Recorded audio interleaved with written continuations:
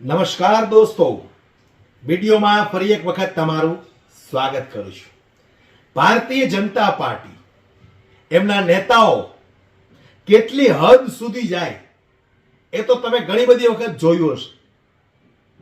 એમાંય જ્યારે વિપક્ષ ઉપર પ્રહાર કરવાના હોય ત્યારે આપણે બહારના અમુક રાજ્યોની અંદર આપણે જોયું કે ભારતીય જનતા પાર્ટીના અસંસ્કારી નેતાઓ જ્યારે માયક હાથમાં આવી જાય છે ત્યારે મન ફાવે એવી ભાષાનો પ્રયોગ કરે છે અને પોતે એમ કહે છે કે અમારી પાર્ટી સંસ્કારી પાર્ટી છે.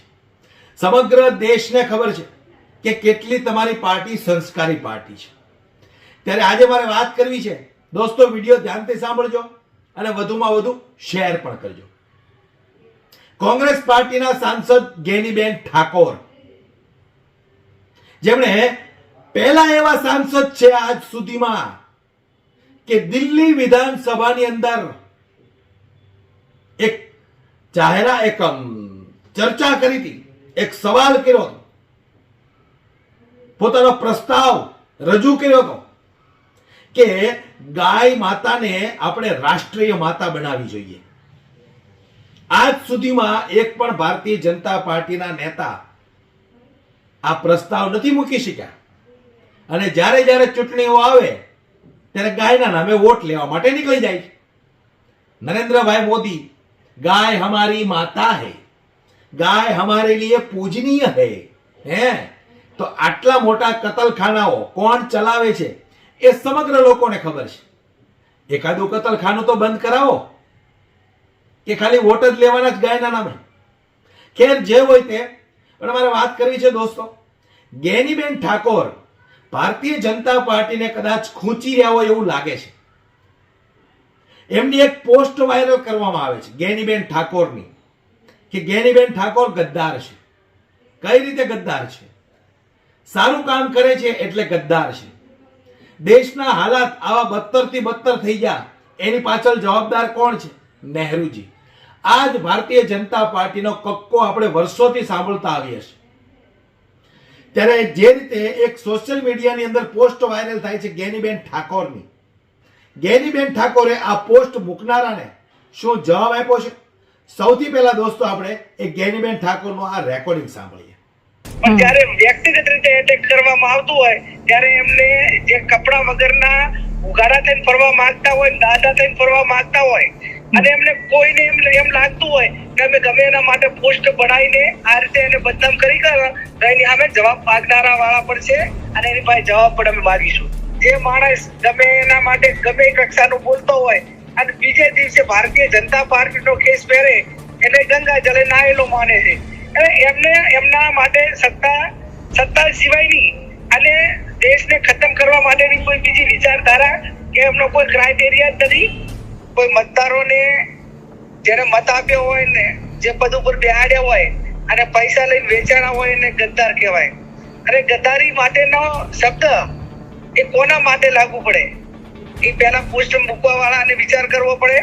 આ તમામની સામે સાયબર ક્રાઇમની અંદર પોલીસ કેસો પણ થવાના છે અને જરૂર પડે તો એમના ઘરે જઈને હિસાબ પણ માંગવાનો છે કે ભાઈ તમે અમને હિસાબ આપો અને પુરાવો આપો કે ભાઈ અમે કઈ બાબતમાં ગદ્દારી કરી છે.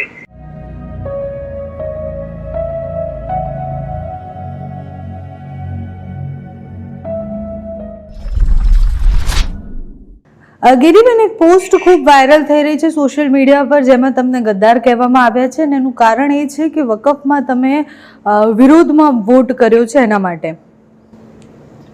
છેલ્લા 2 દિવસથી સોશિયલ મીડિયામાં પોસ્ટ ફરે છે અને એમાં લખેલું છે કે બનાસકાંઠાના સાંસદ ગેનીબેન ઠાકોર ગદ્દાર. એટલે આ પોસ્ટ મૂકવા વાળાને હું એટલું જ કહું છું આપના માધ્યમથી કે ગદ્દારી કોને કહેવાય? કોઈ મતદારોને જેને મત આપ્યો હોય ને, જે પદ ઉપર બેહાડ્યા હોય અને પૈસા લઈને વેચાણા હોય એને ગદ્દાર કહેવાય. અને ગદ્દારી માટેનો શબ્દ એ કોના માટે લાગુ પડે એ પહેલા પોસ્ટ મૂકવા વાળાને વિચાર કરવો પડે.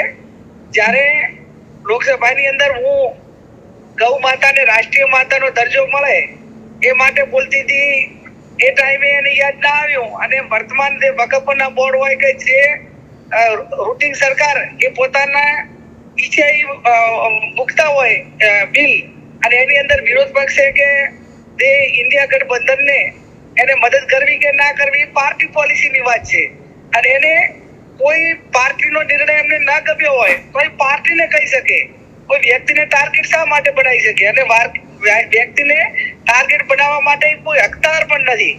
દેશના વડાપ્રધાને એ વકફ બોર્ડની અંદર હાજર રહીને વોટ ના આપ્યો તો અમે થોડો એવો આક્ષેપ કરી શકીએ કે કેમ ના રહ્યા, એ એમનો વિષય છે. એટલે મારો કહેવાનો અર્થ એટલો જ છે કે આ ચિંતન મહેતા કરીને કોઈ સંઘનો કાર્યકર છે, અને એ સંઘનો કાર્યકર એ આરએસએસ નો કાર્યકર છે કે જેને ગાંધીજીની હત્યા કરી, જે ગોળીઓ મારીને મહાત્મા ગાંધીની હત્યા કરીને ગદ્દારી કરી, એ વિચારધારા વાળો જયારે આ રીતે અમારી પોસ્ટ ચડાવતો હોય ત્યારે એ પાટડીનો વતની છે, નવરંગપુરાનો, અને આરએસએસ ની વિચારધારા સાથે સંકળાયેલો હોય તો એની સાથે એની પાસે ગાંધી વિચારધારાની અપેક્ષા રાખવી એ હું માનું ત્યાં સુધી અમારા માટે પણ એ ઉચિત ના ગણાય કે જેની વિચારધારા આરએસએસ હોય એની પાસે ગાંધીના વિચારો ના હોય. અને એટલા માટે હું કહું છું કે આવી પોસ્ટ એક ત્રિકમ બાબુ વડોદરા વાળા કરીને મૂકી છે. આ તમામની સામે સાયબર ક્રાઇમ ની અંદર પોલીસ કેસો પણ થવાના છે, અને જરૂર પડે તો એમના ઘરે જઈને હિસાબ પણ માંગવાનો છે કે ભાઈ તમે અમને હિસાબ આપો અને પુરાવો આપો કે ભાઈ અમે કઈ બાબતમાં ગદ્દારી કરી છે. એટલે આપના માધ્યમથી ફરી પણ હું કહું છું કે જેની વિચારધારા જ આ કક્ષાની, જે રાષ્ટ્રને ખતમ કરવા માટેની જે વિચારધારા હોય એની પાસે ભાઈચારો ના હોય, સર્વ ધર્મને એક સન્માન માટેના એમની માટે કોઈ શબ્દ ના હોય, અને વર્ગ વિગ્રહ અને ઝેર સિવાયની એમની પાસે કોઈ અપેક્ષા રાખો તો હું આ જે પોસ્ટો ચડાવે લાગે છે કે એમની હલકી માનસિકતા એ છતી થાય છે. એટલે એની સામે જે કઈ કાયદાકીય કાર્યવાહી કરવાની થતી છે પણ અમે જોડે રહીને કરશું. બેન, દર વખતે કોંગ્રેસ અને મોટાભાગના કોંગ્રેસના ધારાસભ્ય કે નેતા પર હિન્દુ વિરોધી છે એવા લાંછનો કેમ લાગે છે?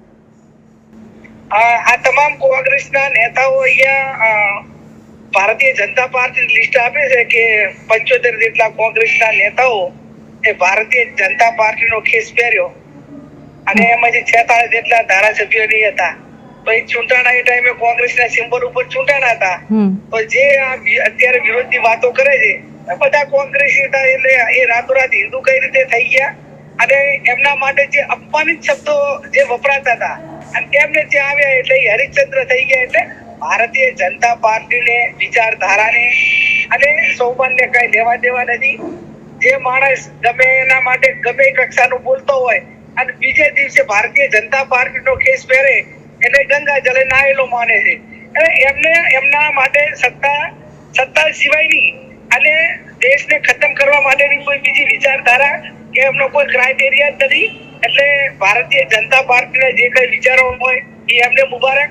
અને હું ફરી કહું છું કે તમારે આટલી બધી કોંગ્રેસ પાર્ટી જોડે કે ગમે એના જોડે જે તમારી વિચારધારાની લડાઈ હોય, વિચારધારાની લડાઈ માટે ડેમોક્રેસીની અંદર સ્વતંત્ર છો, પણ જયારે વ્યક્તિગત રીતે એટેક કરવામાં આવતું હોય ત્યારે એમને જે કપડા વગરના ઉઘાડા થઈને ફરવા માંગતા હોય, દાદા થઈને ફરવા માંગતા હોય, અને એમને કોઈને એમ લાગતું હોય કે અમે ગમે એના માટે પોસ્ટ બનાવીને આ રીતે એને બદનામ કરી કરે તો એની સામે જવાબ માંગનારા વાળા પણ છે, અને એની પાસે જવાબ પણ અમે માંગીશું. તો હવે ભારતીય જનતા પાર્ટીના નેતાઓને મારે એટલું કહેવું છે કે મહિલાઓની વાતો કરો છો તમે, મહિલા સુરક્ષાની વાતો કરો છો, મહિલા સન્માનની વાતો કરો છો, તો આ મહિલા જ છે ગેનીબેન ઠાકોર. એમની પોસ્ટ તમને મૂકતા શરમ આવે છે કે નહીં? ગેનીબેન ઠાકોરનું કહેવું છે કે સત્તા પક્ષનું આ કામ છે, જે તે સમયે એમના ઉપર અમે કાર્યવાહી કરીશું. પણ જે રીતે ગેનીબેન ઠાકોરે આ પોસ્ટ વાયરલ કરનારને જે જવાબ આપ્યો છે એ જવાબ સાંભળીને તમારું શું કહેવું છે મને કોમેન્ટ બોક્સમાં દોસ્તો જરૂરથી જણાવજો, અને વિડીયોને વધુમાં વધુ શેર કરો. આ ભારતીય જનતા પાર્ટીના અમુક જે આવા નેતાઓ છે એમની હરકતો જનતા સુધી પહોંચે. જય હિન્દ.